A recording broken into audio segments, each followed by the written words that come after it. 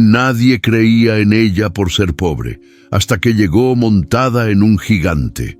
Una joven humillada por todos desapareció sin dejar rastro. Pero cuando regresó, nadie volvió a atreverse a pronunciar su nombre igual. Suscríbete para más historias que estremecen el alma y despiertan la imaginación. El grito cruzó la plaza como un látigo. «Róbale a los chivos, pobretona, a ver si te dan algo de leche». Lía agachó la cabeza sin detener el paso. El balde de agua que cargaba en la mano temblaba por el peso, y no solo el físico. El grupo de muchachas reunidas en las gradas del templo soltó carcajadas. Una de ellas, Darla, inconfundible con su vestido limpio y su moño rojo, alzó la voz para asegurarse de que todos oyeran. «Mírala, hasta la cubeta está más entera que su ropa». Algunos se rieron, otros bajaron la mirada. Nadie defendía a Lía Morales, nadie nunca lo hacía. Cruzó la plaza sin responder, dejando atrás los ecos de la burla y el aroma a tamales dulces que salía del puesto de doña Mariana. El agua salpicaba sus tobillos mientras subía la pendiente hacia su casa. Con cada paso sentía que las palabras se le pegaban a la piel como el polvo del camino. El portón de su casa de barro crujió cuando lo empujó con el hombro. La puerta nunca había tenido cerradura. Dentro, el silencio era denso. El único sonido era la respiración irregular de su madre. «Ma», dijo apenas, dejando el balde en el rincón de siempre. Doña Rosario estaba recostada en la cama de madera, envuelta en una cobija raída. Tosió al oírla entrar. «¿Todo bien, hija?» Lía no respondió de inmediato. Tomó un trapo y mojó su punta en el agua fresca. Luego se acercó a su madre y le limpió suavemente el sudor de la frente. «Todo bien», mintió. La mirada de su madre decía que no le creía, pero no insistió. En su mundo, las verdades dolían más cuando se compartían. Al caer la tarde, Lía salió a buscar leña. El bosque, apenas a 10 minutos del caserío, era más hogar que el pueblo mismo. Ahí nadie la miraba con desprecio. Ahí podía respirar. Cargaba una mochila desgastada y caminaba con paso firme entre los árboles. El crujido de las hojas bajo sus pies y el aroma a tierra húmeda la tranquilizaban, pero esa vez algo rompió la rutina. Un murmullo, no de viento, de voces. Se agachó detrás de un arbusto y afinó el oído. A unos metros, ocultas tras una arboleda, Darla y otras 2 chicas conversaban en voz baja. Lía frunció el ceño. «Mañana le daremos su lección. Se cree muy calladita, pero ya me hartó», dijo Darla con una sonrisa torcida. «Un poco de barro de los chiquillos y se le bajan los sueños». «¿Y si se queja con su mamá?», preguntó otra insegura. «Con esa enferma, por favor». Lía apretó los puños, no por miedo, por la rabia que se le metía en el pecho como brasas. No era la primera vez, no sería la última. Pero ese día algo cambió. Ya no solo sentía vergüenza, ahora sentía furia. Salió del bosque sin hacer ruido. No recogió leña. Esa noche, mientras su madre dormía, Lía encendió la lámpara de aceite y sacó del fondo de una caja vieja el cuaderno forrado con tela que su padre le dejó antes de desaparecer. Lo abrió con manos temblorosas, dibujos de montañas, de puertas ocultas, de figuras gigantescas con ojos encendidos, mapas sin nombres. Símbolos que nadie en el pueblo entendía, pero que ella miraba desde niña con un hambre imposible de explicar. Los guardianes solo despiertan para los que no temen cruzar. Era la única frase escrita a mano con la caligrafía torcida de su padre. Esa noche no durmió, ni por miedo ni por cansancio. Durmió despierta porque dentro de ella algo se encendía. No tenía nombre aún, pero se parecía mucho a la esperanza y a la furia, mezcladas. Aferrada al cuaderno, Lía supo que, por primera vez, estaba dispuesta a hacer lo impensable, no para huir del pueblo, sino para cruzar más allá, donde nadie, ni siquiera Darla, se atrevía a mirar. El amanecer entró sin permiso por las rendijas del techo de lámina. Lía, aún con el cuaderno entre las manos, parpadeó varias veces antes de levantarse. No había dormido, pero su cuerpo no se quejaba. Algo la mantenía en pie, algo que hacía tiempo no sentía. Dirección. En la cocina, el olor del café ralo llenaba el espacio con una tibieza engañosa. Doña Rosario se acomodaba lentamente en la silla junto al fogón. ¿Otra vez con ese cuaderno?, preguntó con voz ronca, señalando el bulto bajo el rebozo de su hija. «Soñé con él anoche», respondió Lía sin mirarla. La madre la observó por unos segundos, luego bajó la vista. La expresión le cambió apenas, como si esa mención le hubiera dolido más que la tos. «Tu padre soñaba demasiado, por eso nunca volvió, o porque nadie lo escuchó», replicó Lía con suavidad pero sin dudar. Doña Rosario cerró los ojos, no por enojo, sino por cansancio, como si llevar el nombre de ese hombre siguiera pesándole más que la enfermedad. Después del desayuno, Lía caminó hasta el corral de las cabras para ayudar a don Tadeo. Él la dejaba llevarse un poco de leche a cambio de limpiar el lugar. No hablaban mucho, pero al menos no la trataba como basura. Mientras lavaba los baldes, escuchó a dos vecinas cuchicheando cerca del pozo. Dicen que la Lía habla sola en el monte como su papá. No me extrañaría. Rosario lo escondía, pero ese hombre no estaba bien. Y que se fue detrás de unos gigantes. Imagínate, gigantes. Rieron bajo, como si contaran un chisme inofensivo. Pero cada palabra se le clavó a Lía en la espalda como piedritas en la sandalia. Esa tarde volvió al bosque, no a buscar leña esta vez. Llevaba el cuaderno apretado contra el pecho, como si algo ahí dentro pudiera responder las preguntas que llevaba años callando.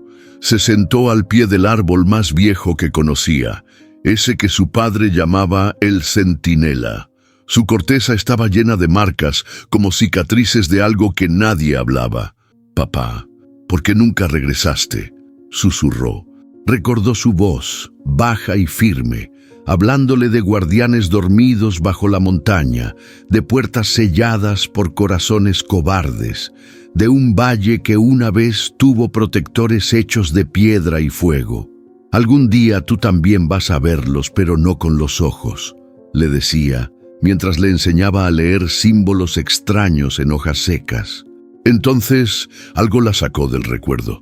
Una ráfaga de viento movió las ramas del centinela y dejó ver un hueco en la base del tronco. No estaba ahí antes. Lía se acercó y al meter la mano sintió algo frío y metálico. Era un colgante de cobre, con el mismo símbolo que había en la última página del cuaderno. Un ojo con dos líneas cruzadas. Se le apretó el pecho, no por miedo, por reconocimiento. Su padre lo había dejado ahí, para ella, para ese momento, y fue ahí cuando comprendió algo que la atravesó como un rayo. Ese cuaderno no era solo un recuerdo de un loco, era una ruta, un aviso, una promesa. Volvió a casa sin decir nada. Esa noche, mientras doña Rosario dormía, Lía metió en una mochila un poco de pan duro, el colgante, el cuaderno y una linterna vieja. Se detuvo frente a la cama de su madre. La miró largo rato, con el corazón encogido. «Mañana regreso, o no, pero tengo que saber qué hay del otro lado». Rosario no despertó, pero su mano se movió levemente, como si la hubiera escuchado desde el sueño. Lía salió de la casa al filo de la madrugada. El pueblo dormía, pero en su interior algo había despertado. No era coraje, no era miedo, era destino.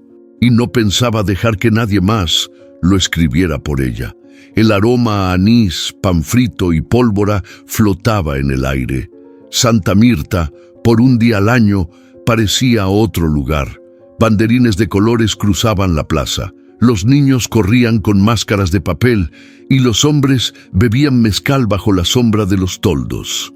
Era la fiesta de San Martín, el patrón del pueblo, y excusa para olvidar las penas. Lía cruzó el umbral de la plaza con una canasta de empanadas que doña Matilde le encargó vender a cambio de un par de monedas.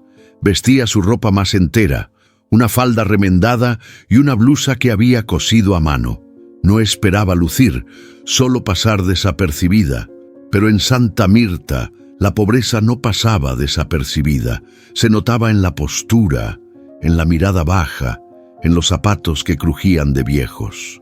Y Lía cargaba todo eso encima. «Ahí viene la que colecciona piedras», gritó alguien desde un puesto de lotería. Las risas estallaron. Lía apretó la mandíbula, sin detenerse. No era la primera vez, solo que esta vez algo se sentía distinto. La vio venir desde lejos. Darla Gutiérrez, impecable en su vestido blanco con bordados, el cabello trenzado con listones. Caminaba como si flotara, rodeada por sus amigas, como una reina sin corona, segura de que el mundo entero le pertenecía. «¿Vas a vender empanadas, Lía? ¿O las estás coleccionando como tus piedras?», preguntó, deteniéndose justo frente a ella, fingiendo ternura. «Son para quien tenga hambre, no para quien se las gasta en moños», respondió Lía, seca. Un murmullo de sorpresa se alzó entre los presentes. No estaban acostumbrados a que Lía respondiera. Darla ladeó la cabeza, como una gata que huele algo que no le gusta. «No te equivoques, muchachita. Tú no naciste para hablar, naciste para servir». Y sin esperar respuesta, le metió un manotazo a la canasta. Las empanadas cayeron al suelo, entre el lodo y las risas de los niños. El corazón de Lía le golpeó el pecho con fuerza. No se agachó, no lloró. Miró a Darla directo a los ojos. Por dentro, algo se partía. No era tristeza, era rabia. «¿Crees que con eso me vas a romper?», dijo, con voz firme. «No sabes lo que soy capaz de hacer». Darla rió con desdén, pero su risa sonó hueca. «¿Tú? ¿Capaz? Eres solo la hija del loco que se perdió en el monte. Hasta las piedras se burlan de ti». Un silencio incómodo cayó alrededor. Lía sintió la sangre hervir, no por ella, por su padre. Se agachó, recogió una de las empanadas del lodo, la partió con las manos y la lanzó al aire. Las palomas bajaron en segundos, comieron sin preocuparse por el barro ni por el juicio. «Hasta ellas saben aprovechar lo que hay», dijo en voz alta. «Ustedes solo saben pisar lo que no entienden». Y se fue. No corrió. Caminó despacio entre la gente que ya no reía. Sintió miradas clavadas en la espalda, algunas curiosas, otras incómodas, pero no le importó, porque mientras se alejaba de la plaza, supo que ya no podía volver a ser la misma. La humillación, en vez de doblarla, la había templado como hierro. Y si antes tenía dudas, ahora tenía algo más poderoso, una razón. Esa noche Lía no durmió en su cama. Subió al cerro con una lámpara de aceite y se sentó junto al centinela de nuevo. Abrió el cuaderno, sacó el colgante y lo apretó fuerte. «Me llamo Lía Morales», susurró al viento, «y no me van a enterrar viva, no otra vez». En la distancia, un murmullo atravesó el bosque, como si algo muy antiguo la estuviera escuchando por fin. El sol apenas había cruzado la línea del cerro cuando Lía se adentró entre los árboles. No llevaba canasta, ni balde, ni excusas, solo el cuaderno y el colgante, guardados cerca del pecho. Cada paso la alejaba del ruido del pueblo, de las risas hirientes, de los ojos que solo veían su miseria. El bosque la recibió con su aliento fresco y su sombra espesa. Las ramas crujían bajo sus pies, pero ella caminaba como si ya conociera el camino. No era la primera vez que lo cruzaba, pero sí la primera que sentía que algo o alguien la guiaba. Pasó la quebrada, bordeó la roca del Venado y siguió más allá, donde el follaje era más denso y el aire más frío. Allí, entre helechos altos y raíces retorcidas, encontró un claro que no recordaba haber visto antes. Se detuvo en seco. Había un círculo de piedras cubiertas de musgo, perfectamente alineadas, como si alguien las hubiera puesto ahí con intención hace siglos. En el centro, un tronco caído servía de altar natural. Lía se acercó sin pensar, como si sus piernas supieran lo que su mente aún no entendía. Se sentó, cerró los ojos. El silencio era profundo, pero no vacío. Era como si el bosque respirara junto con ella. «¿Qué quieres de mí?», susurró. Nadie respondió, pero el viento se levantó con fuerza, levantando hojas secas en espiral. Y ahí, en ese pequeño instante, Lía sintió algo. No una voz, una presencia. Como si el mismo suelo la reconociera. No ha vuelto en todo el día. Tomás limpió el sudor de su frente con el dorso del brazo mientras hablaba con doña Rosario, quien, sentada en su mecedora, miraba hacia la puerta sin parpadear. «Últimamente anda distinta. No habla, no come bien», dijo la mujer con voz apenas audible. «Algo la está empujando, Tomás. Algo que no sé si es bueno o malo». El herrero miró el cuaderno que descansaba en la mesa. Lo reconocía. Era de Ernesto Morales, el marido desaparecido hacía más de una década. Había visto ese cuaderno solo una vez, cuando el hombre se lo mostró, entre copas, diciendo que lo imposible también se hereda. «¿Y si se está metiendo en lo mismo que su padre?», murmuró Tomás, más para sí que para ella. Doña Rosario lo miró, seca. «No quiero perderla también». Tomás se levantó con decisión. «Voy a buscarla. No voy a dejar que se pierda entre fantasmas». En el bosque, Lía abrió los ojos. El viento había cesado. En el centro del altar improvisado, algo brillaba débilmente. Una piedrita azulada, redonda, con un símbolo grabado, el mismo que el del colgante. Nadie más lo habría notado, pero ella sí. Sabía que no era casualidad. «Estoy cerca», dijo, más como certeza que como suposición. Se levantó, guardó la piedra y comenzó a trazar un mapa mental del lugar. Algo le decía que tenía que volver, que esa era la primera señal. Antes de que pudiera dar otro paso, un chasquido la sobresaltó. «¡Lía!». Era Tomás, saliendo entre los arbustos con cara de preocupación. Ella lo miró sorprendida, pero sin miedo. «¿Qué haces aquí?», preguntó él, jadeando. «Tu mamá está enferma, y tú metida en este monte como si estuvieras buscando el fin del mundo». «No el fin», respondió Lía, tranquila. «El principio». Tomás frunció el ceño. La veía distinta. No mayor, no más fuerte. Distinta, como si algo adentro de ella se hubiera encendido y no pensara apagarse.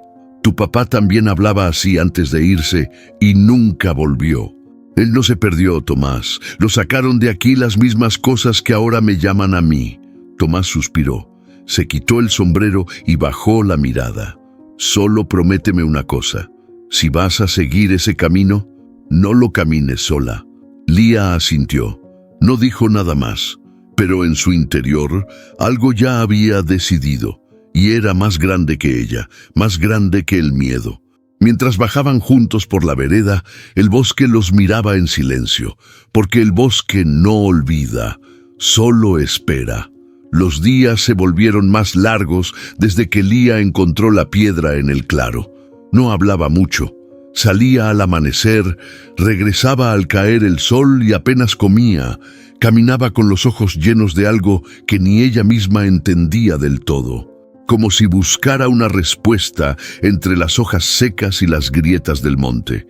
«¿Qué estás dibujando?», le preguntó Tomás una tarde, viéndola sentada en el porche con el cuaderno sobre las rodillas. Lía cerró la libreta con rapidez, pero no con enojo, solo con reserva.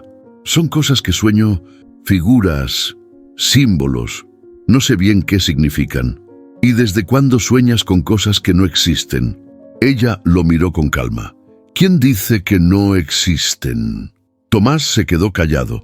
La forma en que lo había dicho no era fantasía, era convicción, como si dentro de ella ya no quedaran dudas, solo camino por andar. Esa noche, mientras Lía dormía, su cuerpo se agitaba suavemente bajo las cobijas. Soñaba otra vez.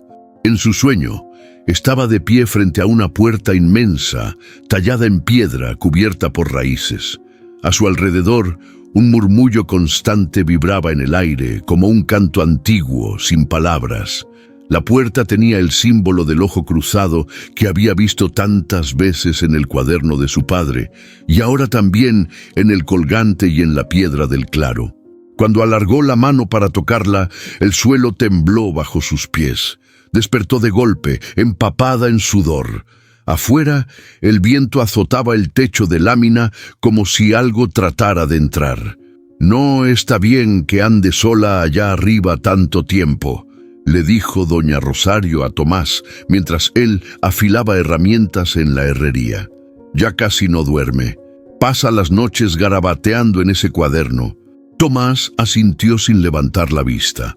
Llevaba días sintiendo que algo raro se cosía entre las sombras del monte y la mirada de Lía. Y aunque no quería meter las narices donde no lo llamaban, tampoco podía quedarse cruzado de brazos. Horas después, cuando Lía salió al bosque con una bolsa de pan seco y su linterna vieja, Tomás entró a la casa con paso cuidadoso. Rosario dormía en su sillón, envuelta en un rebozo. Él caminó hasta la mesa donde el cuaderno de Lía estaba abierto. Lo hojeó despacio.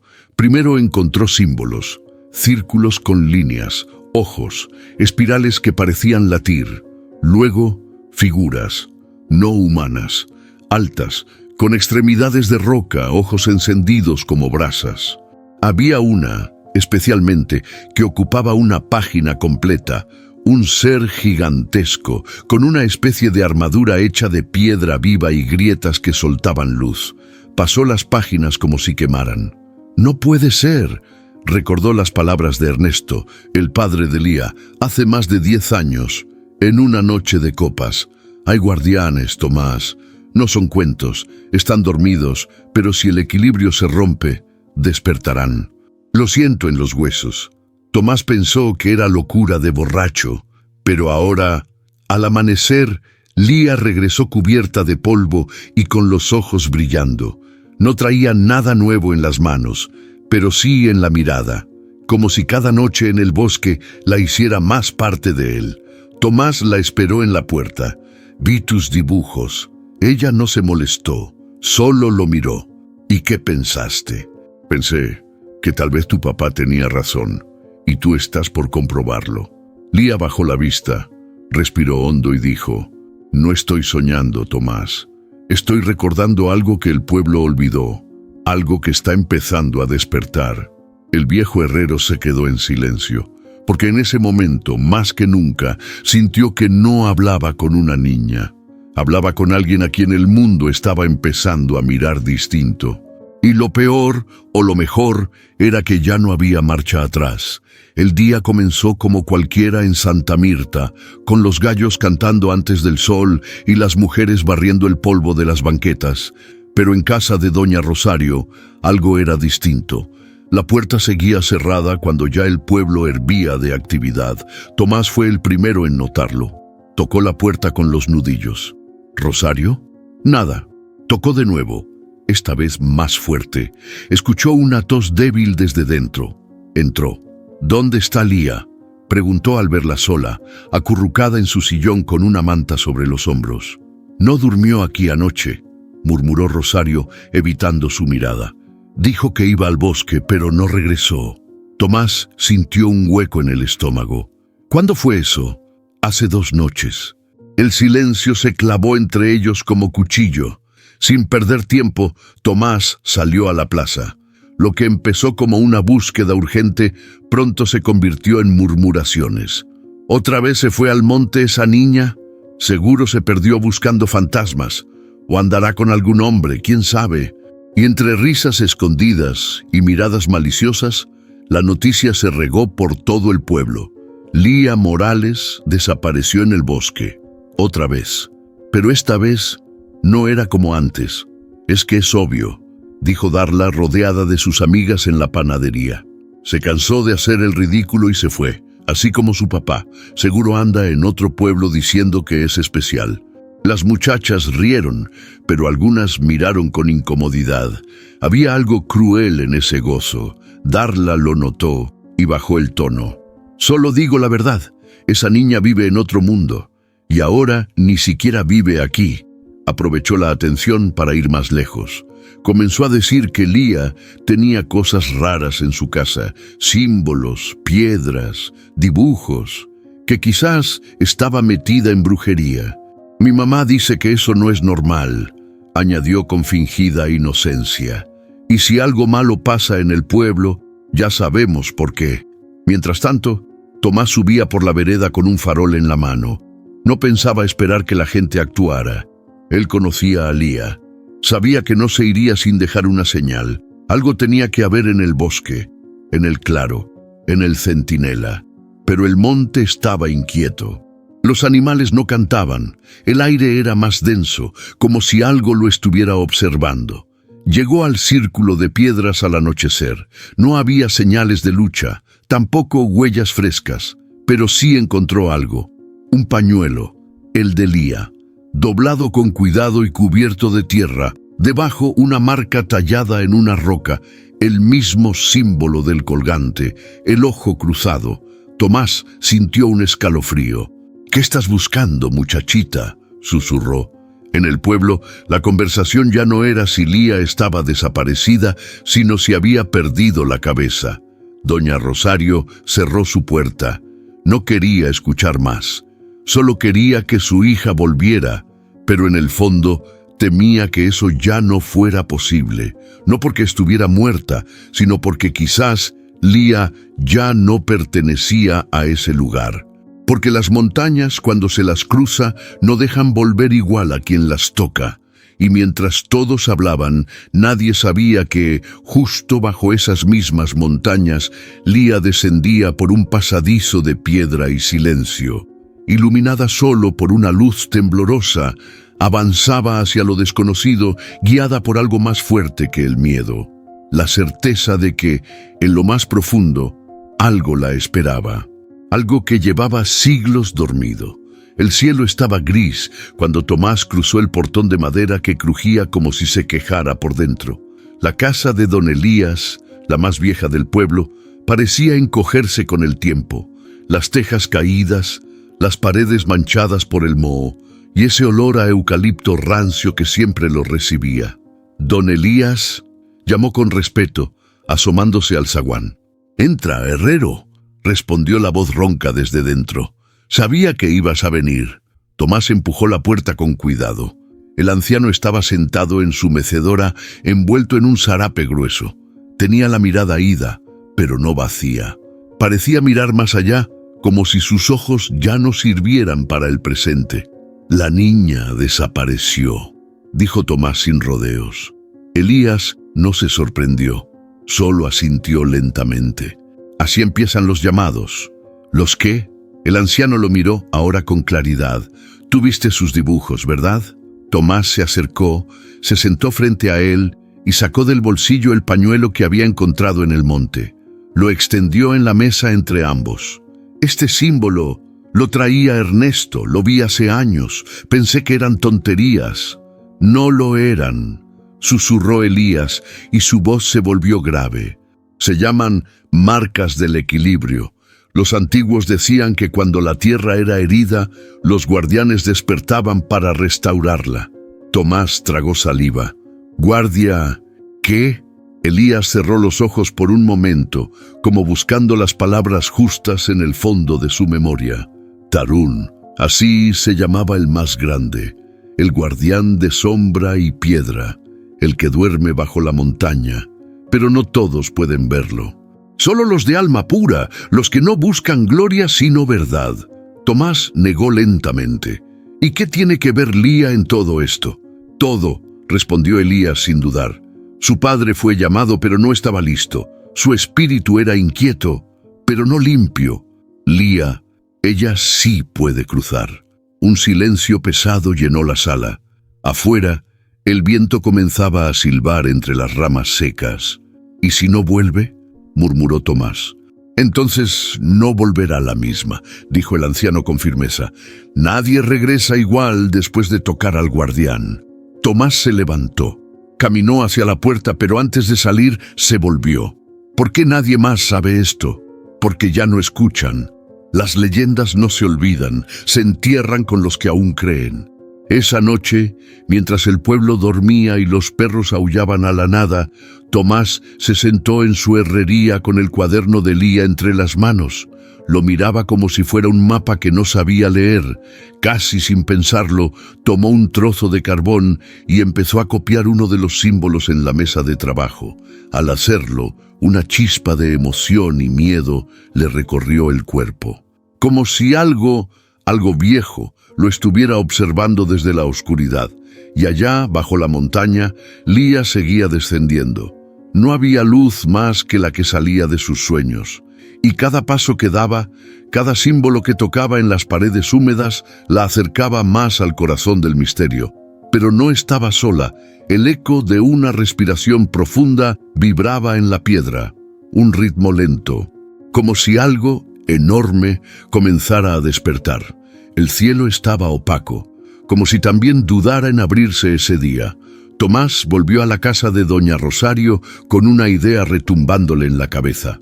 Si Lía había seguido los pasos de su padre, tal vez el pasado aún guardaba respuestas. Rosario lo recibió sin palabras. Solo se hizo a un lado y le señaló la habitación de Lía.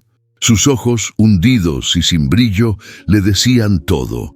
No tenía fuerzas para preguntar ni para entender. Solo esperaba como quien espera una tormenta. Tomás entró con respeto.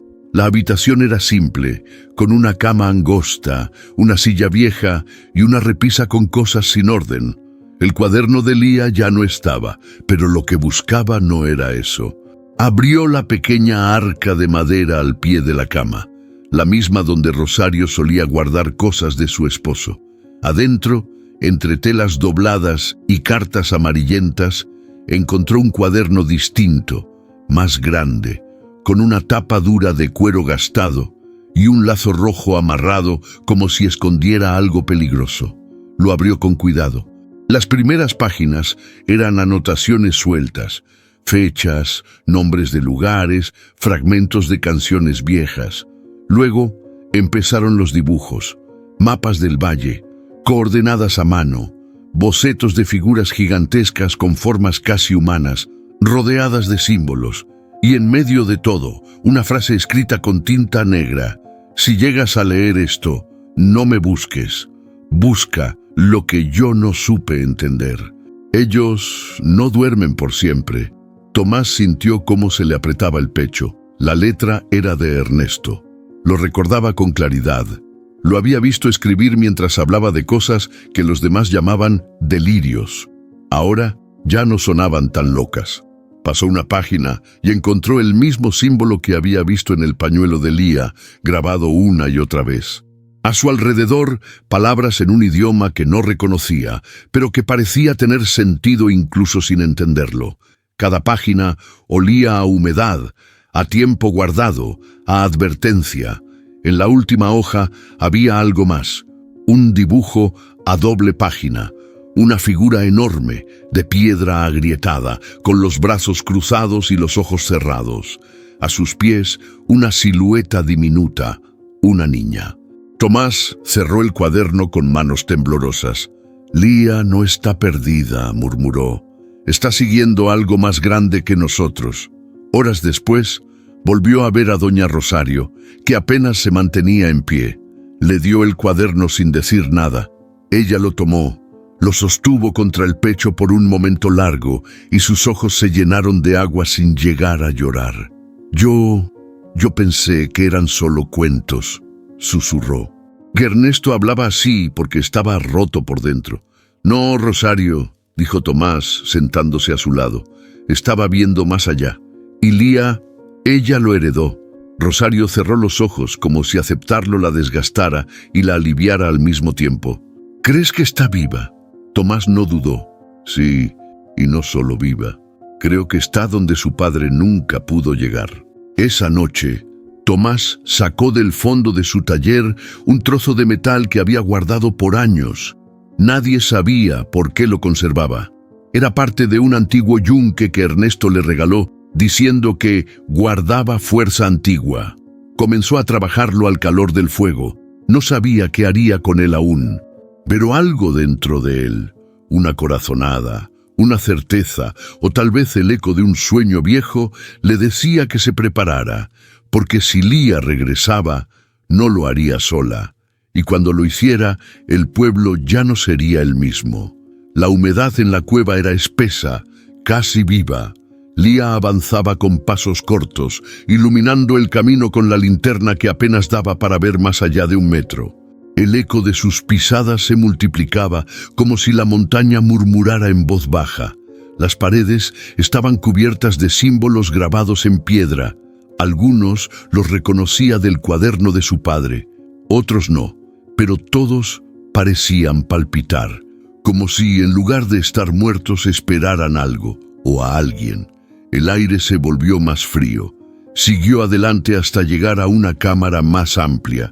El techo se abría hacia arriba en forma de cúpula, y en el centro una enorme figura de piedra estaba sentada con la espalda recta y los brazos cruzados sobre el pecho. El coloso medía al menos 10 metros y estaba cubierto de polvo y raíces secas. No tenía rostro definido, pero sus ojos, cerrados, estaban tallados con detalle, como si alguna vez hubieran visto. Lía se acercó sin miedo. Algo dentro de ella la guiaba. Se detuvo frente a la figura y por instinto colocó el colgante sobre la base de piedra. Al hacerlo, una vibración le recorrió el cuerpo. «Si eres real, si tú eres Tarún, muéstrate», dijo en voz baja. Nada. Solo el silencio. Y entonces comenzó. El aire se volvió más denso. La linterna parpadeó y se apagó. En la oscuridad total, Lía sintió como una presencia la envolvía. No era el coloso, era algo más profundo, interior. Una voz, no una que se oyera, sino que se sentía en el pecho, la envolvió. «¿Quién eres?». Lía cerró los ojos. No sabía si estaba soñando, delirando o cruzando un límite invisible, pero respondió: «Soy Lía Morales, hija de Ernesto, nieta de nadie importante, solo yo. ¿Qué quieres? Quiero entender por qué estoy aquí, por qué me llamaron». La figura de piedra no se movió, pero algo en el ambiente cambió. De pronto, el suelo tembló levemente, y las paredes de la cueva comenzaron a proyectar sombras, como si fueran pantallas vivas. A su alrededor aparecieron escenas de su vida. Lía niña, viendo a su padre escribir en el cuaderno. Luego, siendo ignorada en la escuela, burlada en la plaza, trabajando en silencio mientras otros se reían. Escuchó las frases que le repitieron desde siempre. «No vas a llegar lejos. Eres pobre. No sueñes tanto. Mejor agradece que estás viva». Lía cayó de rodillas. Las imágenes la aplastaban. No eran recuerdos, eran cicatrices abiertas, gritos que nunca soltó, lágrimas que tragó, miedos que nunca se atrevió a nombrar. «¿Y aún así viniste?», preguntó la voz. Lía levantó la vista, con los ojos llenos de lágrimas. «Sí, porque si no lo hacía, nadie más lo iba a hacer por mí». Un silencio profundo, y luego un sonido, un crack seco, como roca partiéndose. Los ojos del coloso brillaron. Lentamente se abrieron, dejando salir una luz ámbar profunda que no hería, pero sí quemaba por dentro. Lía retrocedió, pero no huyó. Tarún abrió los ojos por completo y el eco de su respiración llenó la cueva. El canto de piedra comenzó, un sonido grave, como un lamento largo que resonaba en lo más hondo de la tierra. El guardián estaba despierto. Lía temblaba, no de miedo, de certeza. «No soy más de lo que dijeron», susurró, «pero tampoco soy menos». Y la montaña por fin escuchó. El temblor comenzó como una vibración en el suelo, apenas perceptible. Un vaso se volcó en la panadería de doña Mariana. Las campanas de la iglesia tintinearon sin viento. Los perros dejaron de ladrar. En cuestión de segundos, Santa Mirta se paralizó. «¡Temblor!», gritó alguien desde la plaza. Pero el temblor no venía de la tierra, venía sobre ella. Desde el camino que bajaba de la montaña, entre la bruma espesa y el silencio extraño, emergió una sombra gigantesca. Primero fueron los pasos, Cada uno hacía vibrar las ventanas y descolgaba polvo de los techos. Luego, la figura se hizo visible. Un coloso de piedra, cubierto de grietas vivas por donde corría una luz como fuego contenido. Su cuerpo parecía tallado por siglos, su rostro impasible, con los ojos encendidos, pero no era lo más impactante. Sobre su hombro, como si el aire la hubiera puesto ahí sin esfuerzo, estaba Lía, envuelta en polvo y barro, con el cabello suelto, los ojos firmes y una postura que no recordaba a la niña que vendía empanadas. Era otra, era ella misma, pero elevada y viva, más viva que nunca. El pueblo entero enmudeció. Darla, en medio de la plaza, quedó con la boca entreabierta. Su abanico cayó al suelo sin que se diera cuenta. ¿Qué es eso?, preguntó alguien sin esperar respuesta. El gigante se detuvo justo al borde del caserío. No atacó, no rugió, no levantó una sola piedra, solo respiraba, profundo. Su pecho de roca se expandía como si inhalara el aire de siglos. Lía bajó del hombro con movimientos precisos. Caminó hasta el centro de la plaza. La gente se abría, incrédula, sin atreverse a hablar. «No vengo a hacer daño», dijo con voz clara y firme. Sus palabras no retumbaron como truenos, pero todos las escucharon. Cada sílaba cargaba algo más pesado que gritos. Verdad. Este es Tarún, el guardián que el valle olvidó, el mismo que mi padre buscó y que yo encontré. Tomás apareció entre la gente. Su rostro era mezcla de orgullo y miedo. Quiso acercarse, pero se contuvo, solo la observó. Sabía que lo que estaba viendo no era una aparición, era un regreso. «¿Nos quieres asustar con un muñeco de piedra?», gritó Darla, recuperando la voz. Lía la miró sin enojo.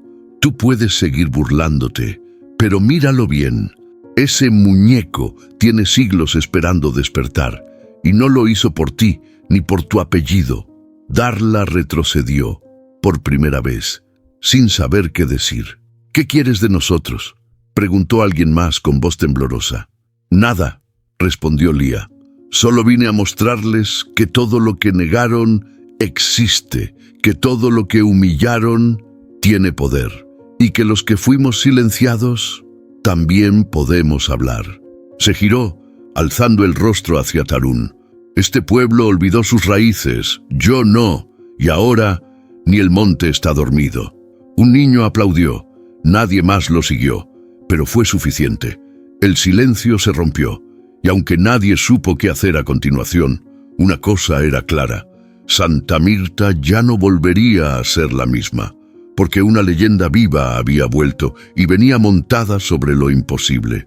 ¿Qué tiene una muchacha pobre, sin apellido, sin tierras, que logró despertar a un gigante cuando nadie más pudo?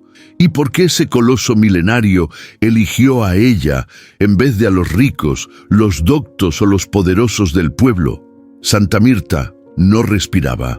Cada alma en la plaza tenía los ojos fijos en Lía, de pie frente al guardián de piedra, con las manos sucias, la ropa rasgada y una dignidad imposible de ocultar. Lía dio 2 pasos hacia el centro de la plaza. Su sombra se proyectaba larga por el resplandor que emanaba de los ojos de Tarún detrás de ella. Nadie se atrevía a interrumpirla. Hasta los murmullos cesaron. «Tarún no obedece a coronas, ni a apellidos, ni a títulos», dijo su voz firme sin gritar. «Se despierta solo ante el corazón que no teme enfrentarse a la verdad. Y yo no tenía nada que perder». La frase cayó como piedra en el agua. El impacto fue inmediato. Los más viejos bajaron la mirada. Algunos jóvenes la escuchaban con los ojos abiertos, como si acabaran de ver lo imposible. Doña Mariana, que desde siempre le negó trabajo, dio un paso atrás, murmurando: «Eso no puede ser natural». Pero Lía no hablaba como bruja, no hablaba como mártir, hablaba como alguien que ya no necesitaba pedir permiso para existir. Darla, roja de rabia, rompió el hechizo del momento. «Mentiras. Nadie elige a una mugrosa sin educación. Esto es un truco, una farsa». Pero nadie le respondió. La multitud ya no la miraba a ella, la miraban a Lía. ¿Y por qué tú?, lanzó finalmente un hombre entre la multitud, un jornalero. ¿Qué hiciste para que ese ser te escogiera? Lía bajó la vista un momento como recordando. Tuve miedo, mucho, y seguí adelante, porque la vergüenza me dolía más que el miedo. Sus palabras no eran decoradas ni teóricas, eran de carne viva. Todos las sintieron en los huesos. No soy especial, añadió. Solo aprendí a no rendirme cuando me dijeron que no valía nada. Tarún, tras ella, respiraba lento, como si su aliento hiciera vibrar el suelo mismo. «¡Cállate!», gritó Darla saliendo al frente. «No vas a volver como reina después de desaparecer días enteros. Esto no es tu cuento de hadas». Antes de que pudiera seguir, el gigante levantó ligeramente la cabeza. Solo eso. El aire se volvió más pesado. Las hojas de los árboles cercanos crujieron como si algo las reprimiera, y Darla cayó de rodillas. Un murmullo cruzó la plaza como chispa eléctrica. No la tocó, no hizo nada y la tumbó. Lía se acercó a Darla sin odio. Tarún no ataca, solo responde. Tú eres la que lleva miedo, no yo. Darla, entre dientes, escupió. Esto no ha terminado. No, respondió Lía. Esto apenas comienza. Una mujer del fondo alzó la voz. ¿Y qué quiere ese ser? ¿Viene a destruirnos? No, dijo Lía. Viene a recordarles que este valle no les pertenece. Pertenece a quienes lo cuidan, lo aman y lo defienden. Y ustedes, por mucho tiempo, han callado y humillado lo que no entienden. Tomás, al borde de la multitud, sonrió por primera vez en días. No dijo nada. Solo dejó que la escena lo llenara. Un niño se acercó a Lía, pequeño, descalzo, con los ojos limpios. «Ese gigante es tu amigo». Lía se agachó para estar a su altura. «Es más que eso, es mi espejo, porque solo despierta cuando ve que alguien, aún roto, se atreve a creer». El niño sonrió, y otros se acercaron también, no adultos, no los jefes, los hijos de los olvidados, los nietos de los que nunca fueron escuchados. Al anochecer, el pueblo no dormía. Nadie sabía qué hacer con lo que había visto. Algunos oraban, otros lloraban, otros, como Darla, tramaban, pero algo ya se había movido. Rosario, desde su sillón frente a la ventana, vio la figura de su hija desde lejos. Tarún la seguía como sombra viva, y aunque no podía hablar, su cuerpo entendió algo. Su hija ya no era solo suya, era del mundo, de la historia. Lía se detuvo frente al templo viejo. Tocó el suelo con la palma.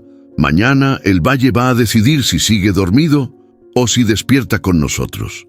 El canto de piedra no había terminado. Apenas afinaba su voz, y la elegida ya no preguntaba por qué. Ahora preguntaba, ¿para qué fui llamada? Y estaba lista para responder. El día después de la llegada de Lía, la plaza se llenó más por obligación que por curiosidad. Nadie sabía bien qué pasaba, pero todos sentían que algo estaba a punto de romperse. En el centro, el alcalde don Fermín Escalante subió al estrado improvisado frente al ayuntamiento, su sombrero apretado sobre la calva sudorosa.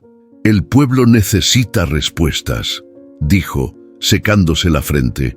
«No podemos quedarnos mirando a una niña aparecer con un gigante como si nada. Esto no es normal». Darla subió detrás de él, segura, con la mirada afilada y el vestido más impecable que tenía. Alzó la voz sin esperar turno. «Es brujería, manipulación. Nadie desaparece por semanas y regresa montada sobre una criatura de piedra sin hacer pactos con lo oscuro». Lía, entre la multitud, no se movió. Solo la observaba. «No me sorprende que te asuste lo que no entiendes», le dijo tranquila. «Siempre ha sido tu forma de vivir». «¿Y tú qué eres ahora?», gritó Darla. «¿Una salvadora? ¿Una profeta? El pueblo no necesita ídolos falsos». Un murmullo de tensión recorrió a los presentes. «Necesita verdad», respondió Lía, sin alzar la voz. Y yo no vine a pedir permiso, vine a mostrar lo que es real, lo que ustedes fingieron no ver. Don Fermín alzó la mano. Basta, esto se está saliendo de control. Lía Morales, por decisión del Consejo, tienes que dar una explicación formal, pruebas de que no eres un peligro. ¿Peligro para quién?, preguntó Lía. ¿Para los que siempre mandaron sin ser cuestionados?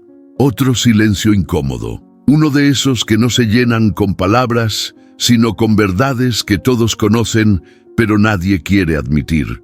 Tomás apareció al fondo cargando algo envuelto en manta de lino. Caminó hasta el centro, lo dejó en el suelo y lo descubrió. Era el viejo cuaderno de Ernesto Morales, el padre de Lía. Este libro fue ignorado por años, dijo. Contiene mapas, símbolos y registros de lo que hoy todos vimos con sus propios ojos. Eso también es brujería. El alcalde hojeó el cuaderno con expresión dura, como si buscara algo que refutara lo evidente, pero no lo halló. Esto es muy antiguo. ¿Cómo sabemos que no es un montaje? Porque mi padre murió por seguir este camino, interrumpió Lía. Y ustedes se rieron de él, igual que de mí, pero yo llegué donde él no pudo. Darla chasqueó la lengua. Todo esto es un teatro. Está usando la tristeza del pueblo, su ignorancia para hacerse poderosa. Yo no quiero poder, replicó Lía, y ahora sí, alzó la voz. Quiero justicia, y no vengo a dar discursos. Vengo a sanar algo que ustedes enfermaron con miedo y codicia. El suelo volvió a vibrar levemente. Tarún, desde las afueras del pueblo, abría los ojos. No se movía, pero bastaba su presencia para recordar que no era imaginación colectiva, era real, imponente y completamente leal a ella. Una mujer entre la multitud, doña Jacinta, levantó la voz. Era costurera, mayor, y había visto pasar más de lo que muchos recordaban. Yo vi cómo le negaron trabajo a esa niña, cómo la escupían en la feria, y nunca levantó la mano contra nadie. Si ahora trae a ese ser, será por algo, pero no por venganza.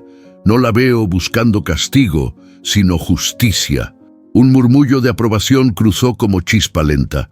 Otros empezaban a dudar. El alcalde, viendo que el control se le escurría, intentó recuperar terreno.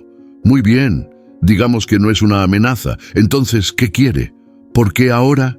Lía respiró hondo. Miró al cielo, luego a los ojos de la gente. Porque el equilibrio está roto. La tierra ya no da, el agua se esconde, las cosechas fallan. Este guardián no viene a castigar, viene a restaurar, y para eso yo tuve que cambiar. Ustedes también. Cuarto bloque. El desenlace de la escena. Don Fermín bajó del estrado sin decir más. Darla lo siguió, molesta, pero en silencio. Algo había cambiado en la balanza. Ya no era tan fácil señalar sin que el dedo temblara. Tomás se acercó a Lía y le susurró. Eso fue valiente, pero ahora sí, estás en medio del fuego. Lía asintió. Lo sabía, pero no había vuelta atrás. Tampoco quería. Mientras se alejaba del centro de la plaza, sintió las miradas. Algunas de respeto, otras de duda, y unas cuantas llenas de odio. Pero ninguna la detenía, porque por primera vez en su vida, Lía no necesitaba permiso, solo camino, y el camino ya estaba despierto. La asamblea se convocó con urgencia. El salón comunal, usado usualmente para bodas, velorios o reuniones escolares, se llenó hasta los rincones. No había sillas suficientes, así que muchos se quedaron de pie, con los brazos cruzados y la cara tensa. Se sentía en el aire que no era una reunión más. Nadie venía a escuchar chismes. Lía llegó sola. Tarún no la acompañó. No hacía falta. Su sola presencia traía otra clase de temblor. Tomás estaba a su lado, pero en silencio. Su papel era estar, no intervenir. Don Fermín, más pálido que de costumbre, abrió la sesión con voz trémula. Estamos aquí para escuchar lo que la señorita Morales quiere compartir, pero que quede claro, si hay acusaciones, deben tener sustento. Lía se adelantó sin miedo. Tenía en las manos el cuaderno viejo de su padre, y una carpeta envuelta en hule, manchada por el tiempo. No vengo a acusar, vengo a recordar. Abrió la carpeta.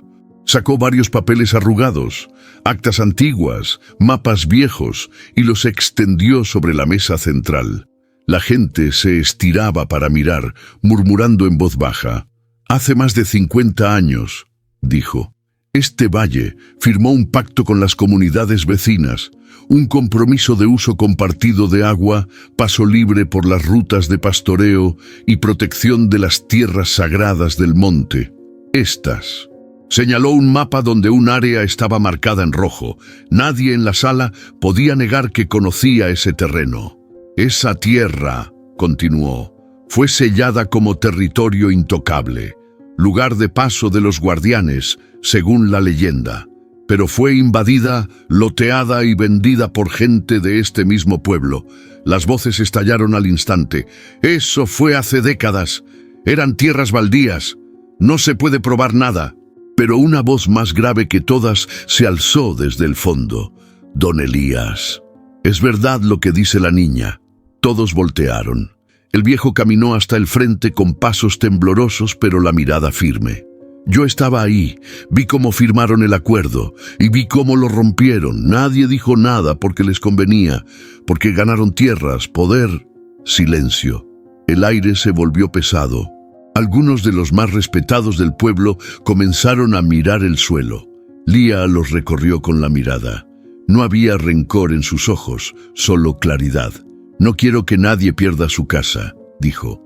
Pero quiero que sepan que lo que ha pasado estos años no es solo sequía o mala suerte, es desequilibrio, y no se arregla ignorándolo. Un joven, Pedro, hijo de una familia jornalera, se levantó. ¿Y qué propones? Que devuelvan lo que se tomó a la fuerza, respondió. Que se limpien los pactos rotos, que lo que es sagrado vuelva a ser respetado. ¿Y si no lo hacen? Preguntó una mujer. ¿Ese gigante nos va a castigar? Lía negó lentamente. Tarún no castiga, pero la tierra sí. El agua no obedece órdenes. La vida se cansa de dar sin recibir respeto. Una parte del salón aplaudió. Otra parte murmuró, escéptica. Algunos se pusieron de pie para salir, pero otros se quedaron con la duda en los ojos. Darla, que había estado en una esquina, se acercó con un sobre en la mano. ¿Y esto qué es entonces? Lo lanzó sobre la mesa. Eran copias de pagos, registros municipales de hace 2 décadas. Mi padre compró esa tierra legalmente. No fue robo, fue negocio. Lía tomó los papeles. Los revisó con calma. El documento dice terreno baldío, pero este mapa, alzó uno viejo, muestra que ahí estaba uno de los 3 puntos marcados como Puerta del Valle. ¿De qué servía tener papeles si la verdad se enterró? Darla no respondió, pero su furia era visible, porque sabía que muchos comenzaban a dudar de todo lo que les enseñaron. Entonces, inesperadamente, doña Rosario entró al salón. Nadie la había visto en días. Yo también tengo algo que decir, dijo con voz débil pero clara. Se apoyó en la mesa. Mi esposo se volvió loco buscando respuestas porque sabía que esta tierra tenía memoria. Lo llamaron fanático y yo lo dejé solo, por miedo. Pero mi hija, ella tuvo el valor de seguir su camino sin esconderse. Lía no pudo evitar que los ojos se le llenaran de lágrimas. No por tristeza, sino por algo más difícil. Reconciliación. Doña Rosario miró al pueblo. No destruyan lo que no entienden. Pregúntense por qué una niña sin poder logró despertar lo que los poderosos no pudieron ni tocar. El ambiente quedó dividido. Unos miraban a Lía como una amenaza, otros como una guía, pero ya nadie podía negarla. Ya no era invisible, ni pobre, ni loca. Era un punto de quiebre. Al salir del salón el cielo comenzaba a oscurecer, no por tormenta, sino por algo más profundo. Una calma antes de algo grande. Tarún esperaba en las afueras, imponente, silencioso, y Lía, sin decir nada, se acercó a él. Colocó una mano sobre su brazo de piedra y cerró los ojos. La historia ya no le pertenecía solo a ella. Ahora era de todos, y ardería hasta dejar solo lo verdadero.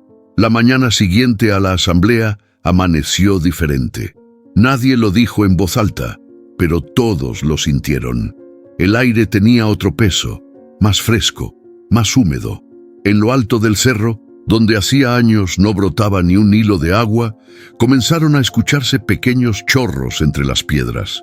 Fue don Ramiro, el campesino más viejo del pueblo, quien primero lo vio.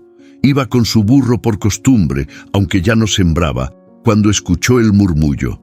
Se acercó al arroyo seco y se quedó quieto. No puede ser.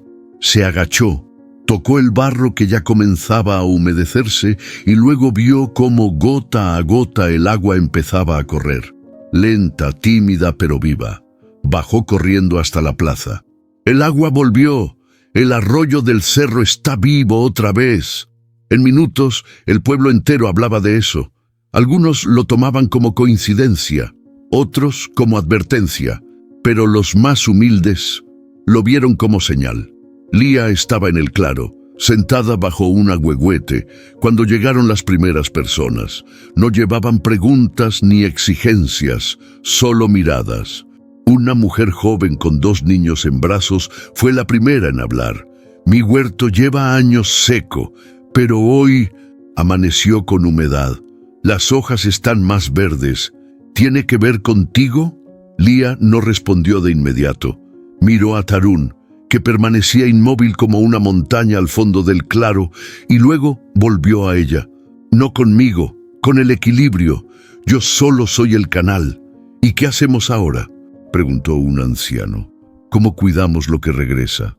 Caminando con respeto, respondió ella, volviendo a mirar la tierra como aliada, no como esclava. Poco a poco, más campesinos llegaron. Algunos trajeron ofrendas, pan, flores, agua. No por devoción, sino por gratitud.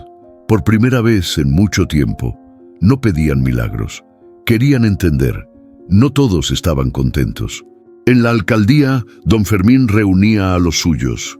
«Esto se nos está saliendo de las manos», decía nervioso. «La gente la sigue como si fuera santa. Y lo peor es que no exige nada», respondió Darla, irritada. «Eso la hace más peligrosa, porque inspira». Alguien sugirió invitarla a hablar oficialmente, institucionalizarla, darle un rol dentro del Consejo del Pueblo. Pero Darla se negó en seco. «Si entra, los saca a todos. Y si no entra, nos va a comer por fuera». Mientras tanto, Lía comenzaba a organizar encuentros pequeños en el bosque, no para predicar, sino para enseñar. Les mostraba cómo leer las marcas del suelo, identificar plantas olvidadas, recuperar técnicas de siembra natural que su padre le había enseñado de niña. Las mujeres, sobre todo las mayores, eran las más atentas, como si algo dentro de ellas se reactivara, como si recordaran un conocimiento que siempre estuvo ahí, pero silenciado. Una tarde, mientras Lía enseñaba a un grupo de niños a leer los símbolos tallados en una roca antigua, un disparo sonó en la distancia. El eco fue seco, cortante. Todos se quedaron quietos. Tomás llegó corriendo minutos después. Su cara era de preocupación. Rompieron el altar viejo, el que estaba al borde del camino viejo al río. ¿Quién? No sé, pero lo dejaron en ruinas, como advertencia. Lía apretó los puños. No entienden que esto no se puede destruir con odio. ¿Y qué vas a hacer? Nada, no con violencia. Que el guardián responda a su manera. Esa noche, una tormenta breve pero intensa cayó sobre Santa Mirta. El agua no causó daño, solo limpió.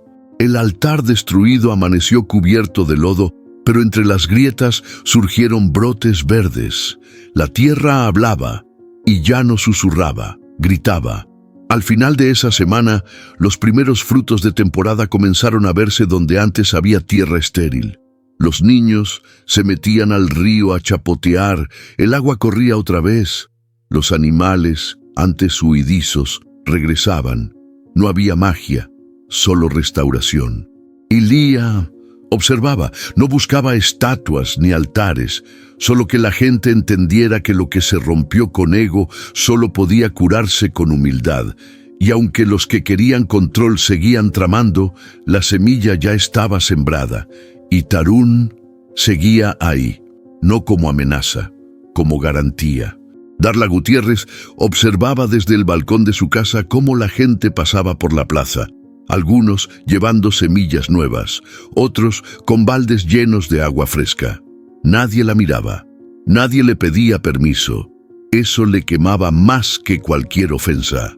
¿Ya no me ven?, murmuró cerrando las cortinas con furia. Abajo su padre, don Fermín, hojeaba papeles con expresión cansada. No la había mirado en todo el desayuno. «Papá, tenemos que hacer algo», dijo entrando al comedor.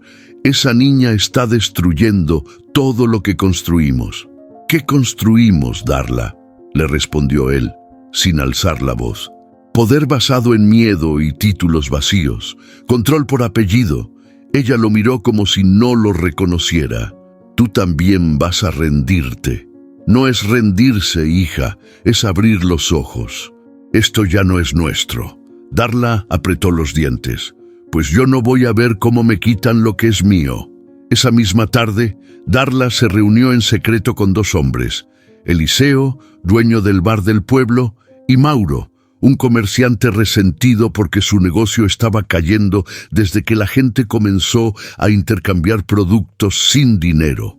«Miren, no se trata de si Lía tiene razón o no», les dijo con voz firme. «Se trata de que nadie puede andar haciendo lo que quiere sin reglas». «¿Y qué propones?», preguntó Mauro. Darla sacó un sobre con fotos y papeles. Su papá dejó notas, mapas, dibujos. Algunas pueden parecer inquietantes.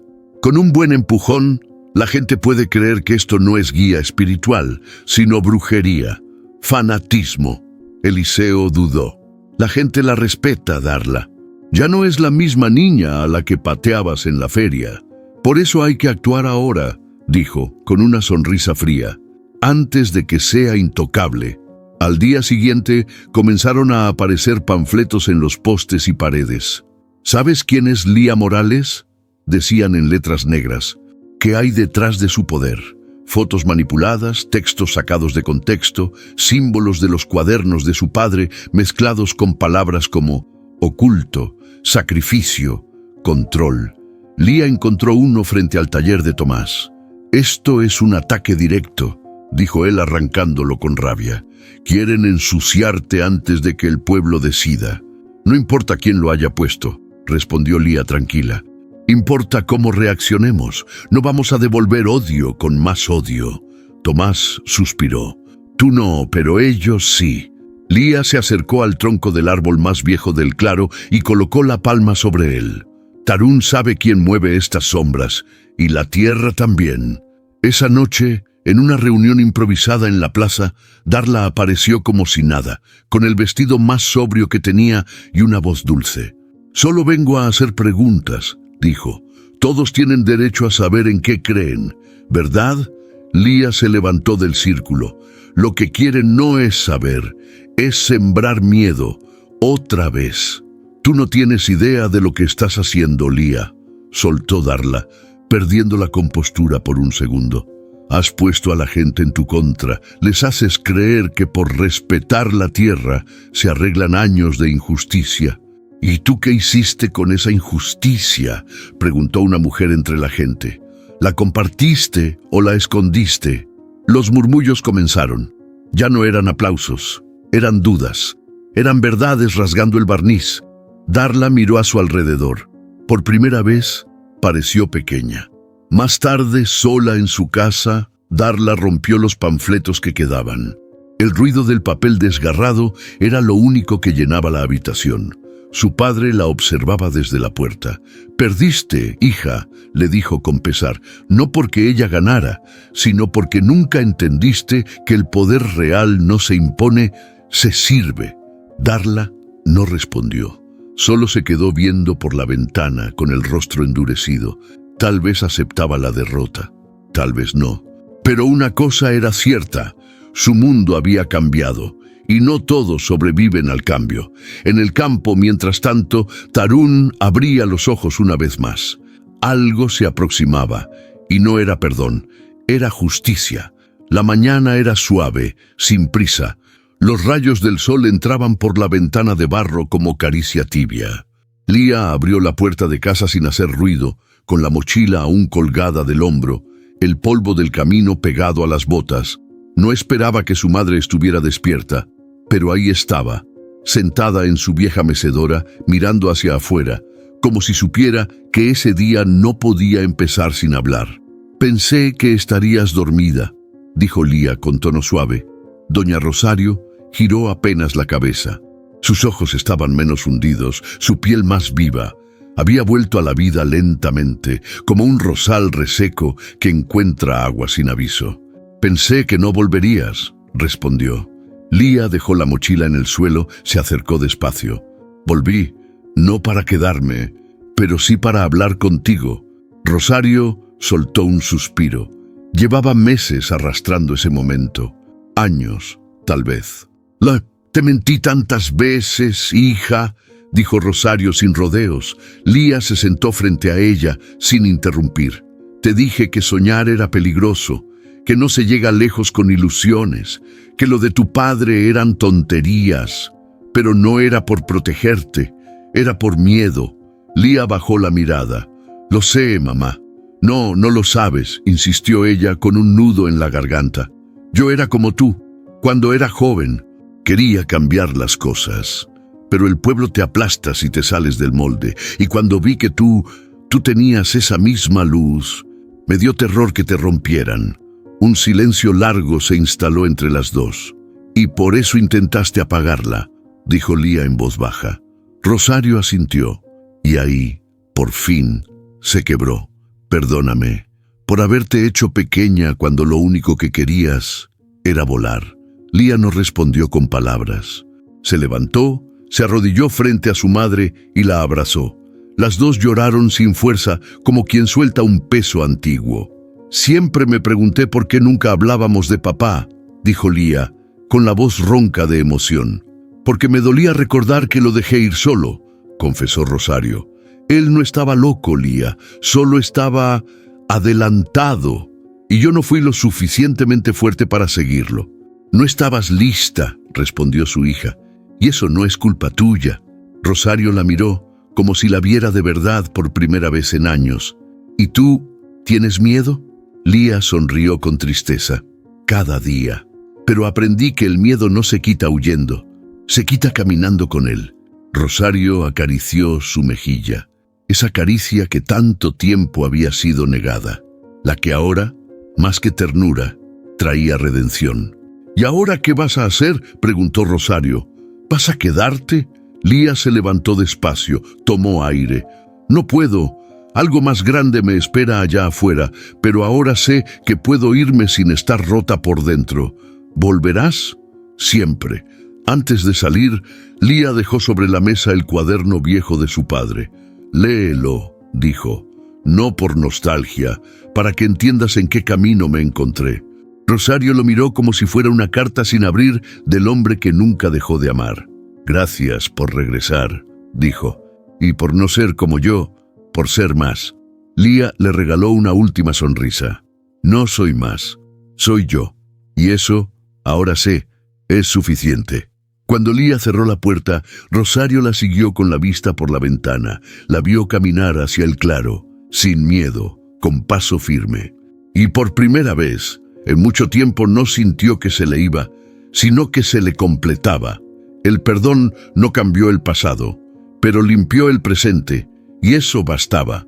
Allá al fondo, entre los árboles, Tarún esperaba en silencio, no como guardián, como testigo. Porque el corazón más fuerte no es el que lucha afuera, es el que aprende a perdonar adentro. El sol apenas despuntaba sobre los cerros cuando Lía caminó hasta la cima del Monte Viejo. Desde ahí, el valle se extendía silencioso y vivo. Se oían pájaros, se veían campos reverdecidos, pero ella no sentía calma, sentía vértigo. Sabía que algo dentro de ella había cambiado para siempre, pero ahora venía lo más difícil: decidir qué hacer con eso. Podía quedarse, liderar, ayudar a reconstruir Santa Mirta desde adentro, o podía seguir más allá, hacia los caminos que su padre no terminó de recorrer, donde quizá otros guardianes dormían, esperando ser despertados. Tarún, inmóvil, la observaba desde su roca. No hablaba, pero su presencia bastaba, no guiaba, no exigía, solo estaba. Tomás llegó poco después, con paso lento y 2 tazas de café en las manos. Le ofreció una sin decir palabra. Se sentaron en silencio. «¿Estás pensando en irte?», dijo él sin rodeos. Lía lo miró de reojo. «¿Tanto se me nota?». «Sí, pero no como duda, sino como sed». «Me da miedo», confesó Lía. «No por lo que pueda encontrar allá afuera, sino por lo que dejo aquí». «¿Y qué es lo que dejas?». «A mi madre, a la gente que empezó a confiar en mí, a ti». Tomás dio un trago largo al café, luego bajó la taza. «A veces uno cree que tiene que quedarse para que las cosas no se caigan, pero hay momentos en que el mayor acto de amor es confiar en que van a sostenerse solas». Lía lo escuchaba como si cada palabra le acomodara el alma. «Tu fuerza no está en lo que cargas, Lía. Está en lo que sueltas para avanzar». Ella bajó la mirada. No era fácil oír eso de alguien que fue su ancla cuando el mundo la empujaba al vacío. «¿Y si me pierdo allá afuera?». «Te vas a perder, varias veces, pero eso no es fracasar, es buscar». Tomás la miró con ternura, no como a una hija, como a una mujer que se había hecho sola. «Tú ya sembraste aquí, ahora ve a ver qué nace en otros lados». Lía bajó sola del monte ese mismo día. Caminó por el pueblo, observando con otros ojos. Vio a niños aprendiendo a leer las piedras, a mujeres intercambiando plantas medicinales en la plaza, a hombres limpiando los canales del río con palas en vez de quejas. Se sintió orgullosa, no por lo que hizo ella, sino por lo que se atrevieron a hacer todos. «Ellos no me necesitan», murmuró. «Solo necesitaban ver que sí se podía». Esa noche, Rosario la esperó con una manta y pan calientito. «¿Ya tomaste tu decisión?», preguntó con dulzura. Lía asintió. «Sí, pero antes quiero dejar todo en orden». Rosario no preguntó más. Le tomó la mano. Ese gesto fue todo lo que hacía falta. Al día siguiente, Lía convocó a los ancianos, a las madres, a los jóvenes. Les habló sin discursos, solo con verdad. «Yo no vine a quedarme», les dijo. «Vine a encender una chispa. Ahora ustedes tienen que cuidar el fuego». Propuso un consejo comunitario donde nadie tuviera más voz por su apellido ni menos por su ropa. Todos aceptaron, no por obedecerla, sino porque sabían que el pueblo por fin les pertenecía. Al final se despidió uno por uno, no con promesas, sino con gratitud. Tomás fue el último. «¿Vas sola?». «Con Tarún y con lo que mi padre dejó». «Entonces vas bien acompañada». Ella lo abrazó largo, no como despedida, como pacto silencioso. Con el morral al hombro, el cuaderno viejo en el pecho y los pies firmes, Lía cruzó el puente de piedra al amanecer. Detrás, el pueblo la miraba en silencio. No la despedían, la enviaban. Tarún la siguió, lento, con la serenidad de quien ha esperado siglos por ese momento. Y mientras avanzaban hacia el horizonte, Lía no pensaba en el destino, pensaba en la libertad. Porque al final, lo más difícil no fue cruzar la montaña, fue elegir hacerlo. Darla no soportaba ver la plaza en calma. Ese silencio que antes le daba autoridad, ahora le escocía. La gente ya no la saludaba como antes. Algunos bajaban la mirada, otros simplemente no la veían, como si se hubiera vuelto invisible. «No me van a quitar todo», masculló, caminando de un lado a otro en su sala.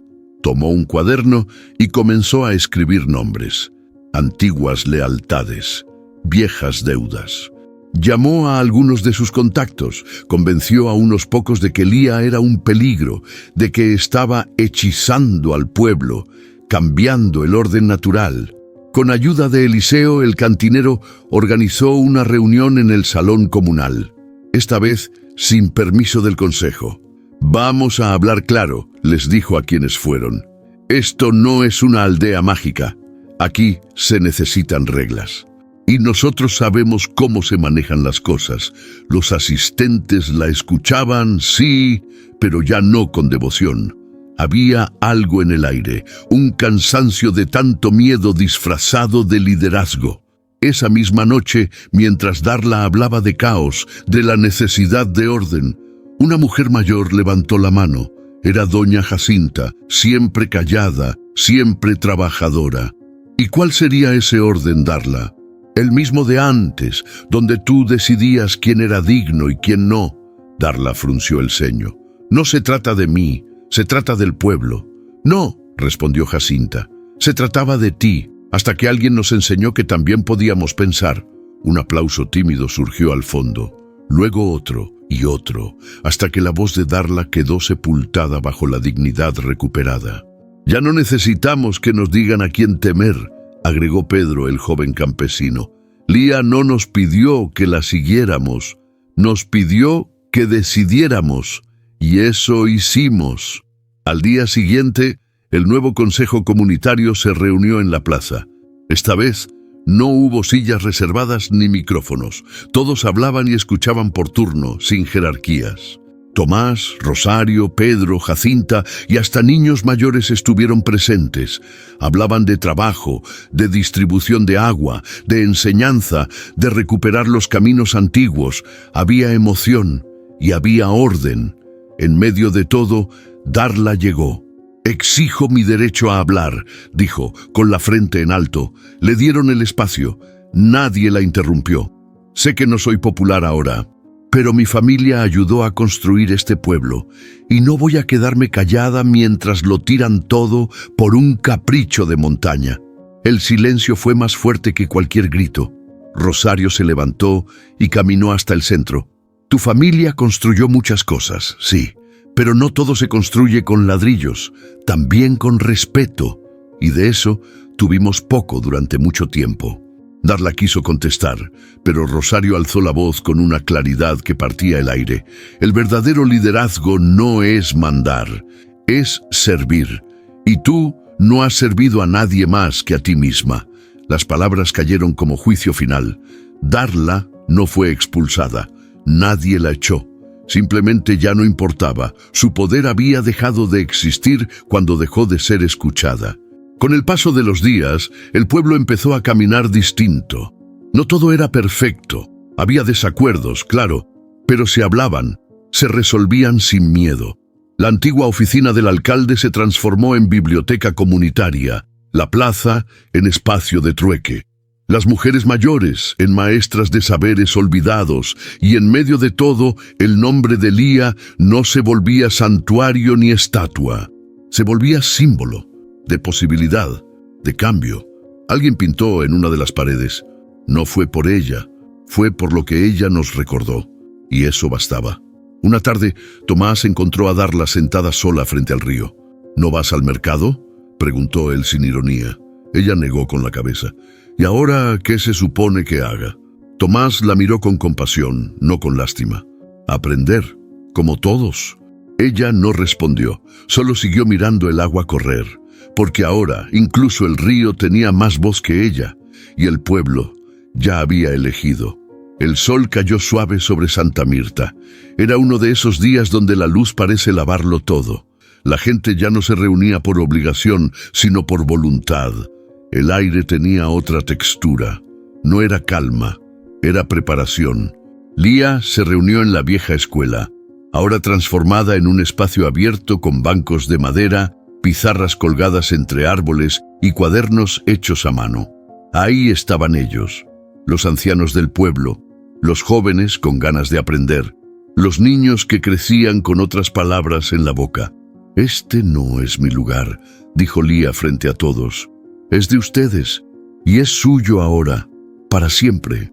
Sobre la mesa colocó un libro, encuadernado con cuero curtido, con páginas llenas de símbolos, relatos, aprendizajes, nombres y acuerdos. «Aquí está el inicio del consejo, el primero, pero no el último». Nadie aplaudió, nadie gritó, Solo escuchaban con esa atención que solo se le presta a lo que importa de verdad. El consejo que Lía dejó no era de poder, era de equilibrio.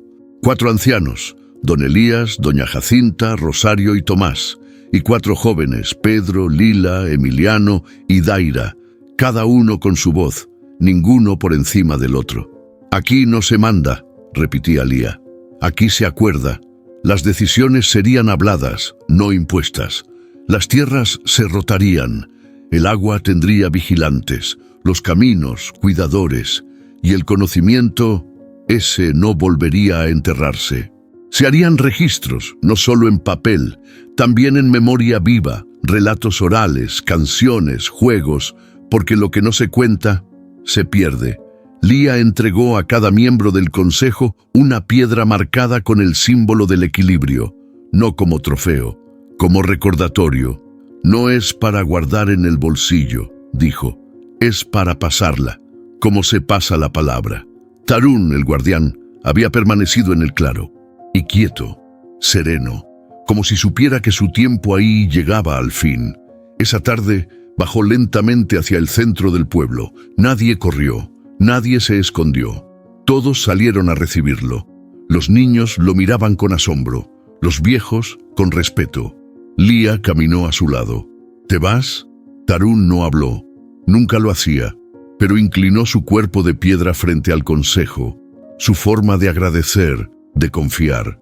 Después se dirigió hacia la colina del norte, y allí, sin hacer ruido, comenzó a hundirse lentamente en la tierra, como si regresara al lugar del que vino.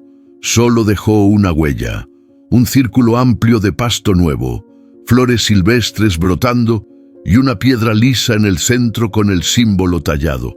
Aquí, donde descansó, se escuchará la tierra, dijo Lía. No hay templo, no hace falta. Él ya habló.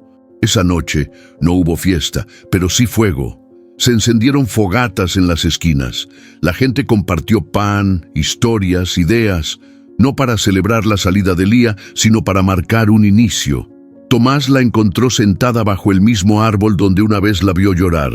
«¡Lista!», Lía asintió. «Más que antes. ¿Te pesa irte?» «No, me dolía quedarme sin haberme ido». Rosario se acercó después. Le dio un amuleto de hilo rojo que había hecho con sus manos. «No te protege del peligro», dijo, «pero te recuerda quién te espera». Lía abrazó a su madre con fuerza. No era un adiós, era una promesa. Antes de marcharse, Lía regresó una última vez al centro del pueblo. El consejo ya estaba en funciones. Las decisiones empezaban a brotar. No con prisa, con cuidado. Ella no dejó estatua, ni altar, ni calle con su nombre. Solo una frase grabada con una vara sobre una tabla de madera colocada en la entrada del valle. La tierra no se hereda para poseerla, se hereda para cuidarla. Y con eso dio media vuelta. El camino seguía, y Lía también. El sol apenas asomaba cuando el sonido de pasos lentos, pesados, cruzó el silencio del valle. No eran de urgencia, eran firmes, decididos. Lía caminaba junto a Tarún, su silueta recortada por la luz anaranjada del alba, proyectándose larga sobre los campos aún húmedos. La gente comenzó a salir de sus casas en silencio. No hubo campanas, no hubo anuncio. Era como si todos supieran que ese era el día. Rosario, parada en la puerta, sostenía el rebozo de Lía entre las manos. No lloraba, pero sus ojos lo decían todo. Tomás se mantenía al fondo, apoyado contra la cerca, con los brazos cruzados y el corazón desbordado. Pedro, Lila y los demás del consejo esperaban en la salida del pueblo, cada uno con una piedra marcada en el cuello, como promesa de continuidad.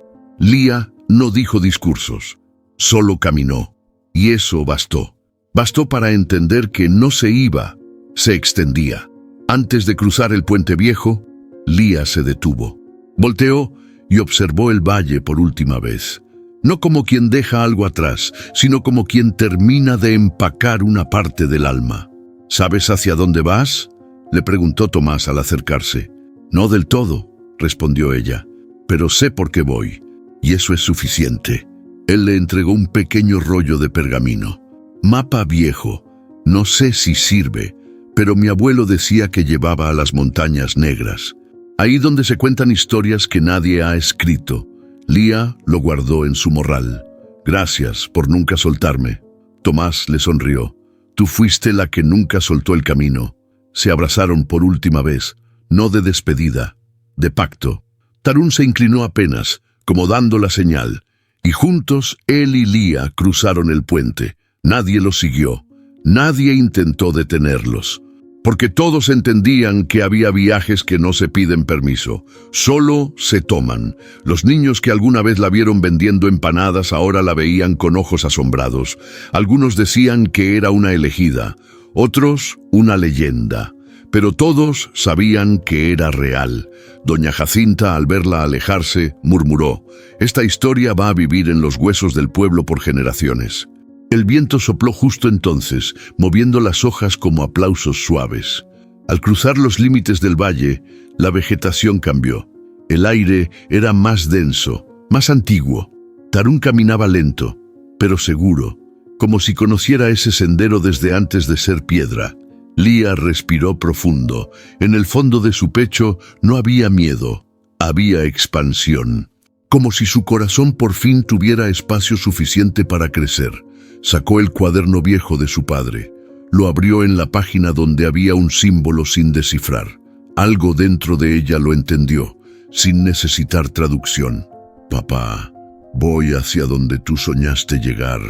Cerró el cuaderno, lo abrazó contra el pecho y siguió caminando. El sol seguía subiendo, el mundo abriéndose. En Santa Mirta el día siguió su curso, pero algo había cambiado. No por lo que Lía dejó, sino por lo que inspiró. Las tierras fueron trabajadas sin órdenes. Los niños aprendían símbolos antes que cifras. Las decisiones se tomaban en ronda, no en tronos. Y nadie volvió a decir que un sueño era imposible por venir de quien menos se esperaba. La piedra de Tarún quedó ahí, visible desde el pueblo. No como amenaza, como promesa. Porque la leyenda no era el gigante, la leyenda era la joven que lo despertó, no para dominar, sino para caminar, y su camino apenas comenzaba. Hay caminos que no se caminan con los pies, sino con el alma. Lía no cambió el mundo con fuerza, sino con verdad. Nos enseñó que no hace falta tener poder para despertar gigantes. Hace falta tener el corazón lo suficientemente limpio para no temerles. Esta no es solo una historia de una joven montada en un coloso. Es la historia de cualquiera que se atrevió a ser más de lo que le dijeron que era. De cualquiera que fue silenciado, ignorado o subestimado. Y aún así eligió caminar. ¿Y tú? ¿Qué parte de tu historia estás listo para despertar? Si esta historia te tocó, te inspiró o te dejó pensando, déjanos un comentario. Queremos leerte. Queremos saber qué parte del viaje de Lía te recordó al tuyo. Dale like si crees que más personas necesitan escuchar este mensaje. Comparte este video con alguien que aún no se da cuenta del poder que guarda. Tal vez tú seas el espejo que necesita para despertar su propio guardián. Y si quieres seguir escuchando historias que sacuden el alma, que te mueven por dentro y te dejan pensando mucho después del final, suscríbete al canal, porque aquí no solo contamos cuentos, desenterramos verdades que la tierra nunca olvidó. Gracias por ser parte de esta historia. La próxima podría ser tú.